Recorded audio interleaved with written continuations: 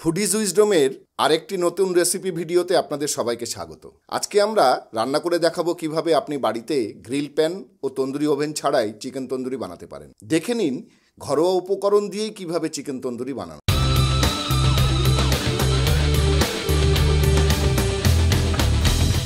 Chicken tandoori বানানোর জন্য পালক ছাড়ানো 3টে গোটা চিকেন, প্রত্যেকটার আনুমানিক ওজন 800 থেকে 900 গ্রাম, টোটাল 2.5 কেজি কাছাকাছি আমি চিকেন নিয়েছি। প্রথমে চিকেনগুলোকে ভালো করে ধুয়ে নিয়েছি। তারপর একটা বড় পাত্রে 3টে চিকেন জলে ডুবে থাকবে সেই পরিমাণ জল নিয়েছি এবং 3 চামচ লবণ ও 3টে পাতিলেবুর সহযোগে 15 থেকে 20 মিনিট জলে ভিজিয়ে রেখেছিলাম। জল থেকে তুলে চিকেনগুলোকে ভালো করে জল ঝরিয়ে নিয়েছি। এরপর একটা ধারালো চাকুর সাহায্যে চিকেনের ওপরের অংশ এমনভাবে কেটে নিয়েছি যাতে ম্যারিনেট করার সময় মশলাগুলো ভালোভাবে চিকেনের ভেতরে ঢুকে যায়। এরপরে করব হচ্ছে প্রথম ম্যারিনেশনে 3 থেকে 4 চামচ আদা রসুন বাটা, পাতিলেবুর রস, সামান্য লবণ সহযোগে মুরগিগুলোকে প্রাথমিক পর্যায়ে 15 থেকে 20 মিনিট ম্যারিনেট করে রেখে দেব। প্রথম ম্যারিনেশন কমপ্লিট হওয়ার পর তারপর সেকেন্ড ম্যারিনেশন করতে হবে। সেকেন্ড ম্যারিনেশনের জন্য যা লাগবে তা হলো সর্ষের তেল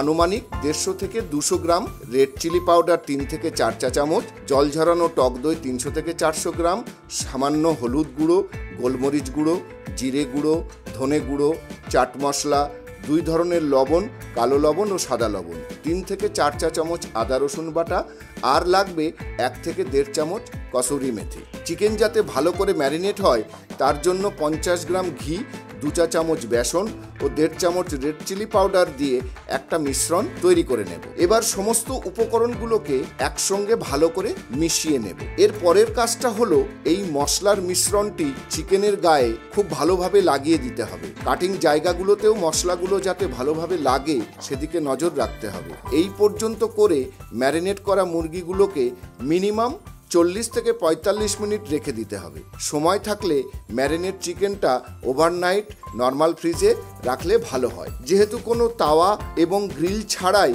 আমি তন্দুরি চিকেনটা রেডি করব, তার জন্য আমার একটি প্রেসার কুকার, গ্যাস ওভেন, একটা জালি ও কিছুটা কাঠকয়লা প্রয়োজন হবে। খেয়াল রাখতে হবে যখন আমরা প্রেসার কুকারের ভিতরে চিকেনটা রাখবো, প্রেসার কুকারের মধ্যে আগে থেকেই এই ধরনের একটা জালি আমাকে বসিয়ে দিতে হবে। ডাইরেক্টলি প্রেসার কুকারে বসানো যাবে না এবং প্রেসার কুকারের ভেতরের দিকে যে রাবার সেটাকেও খুলে দিতে হবে, কারণ প্রেসার কুকারের সিটি দেওয়ার কোনো প্রয়োজন হবে না। প্রেসার কুকারকে প্রথমেই কিছুটা গরম করে নিতে হবে, তারপর একটা করে চিকেন জালির ওপরে বসিয়ে দিতে হবে। লো টু মিডিয়াম ফ্লেমে 35 থেকে 40 মিনিট চিকেন হতে দিতে হবে। মাঝে মাঝে প্রেসার কুকারের ঢাকনা খুলে দেখে নিতে হবে এবং প্রয়োজন মতন বাটার ব্রাশ করে দিতে হবে যাতে চিকেনের সঠিক কালারটা আসে।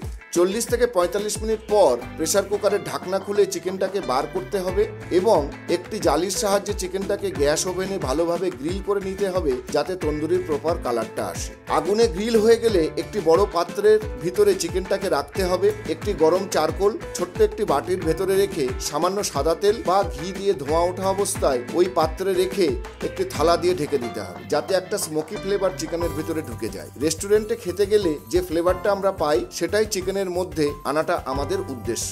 সবশেষে এটা গার্নিশিং করার পালা। একটা সুন্দর প্লেটে তন্দুরি চিকেনটাকে রেখে পেঁয়াজ ও ধনেপাতা সহযোগে রেডি করে পরিবেশন করতে হবে।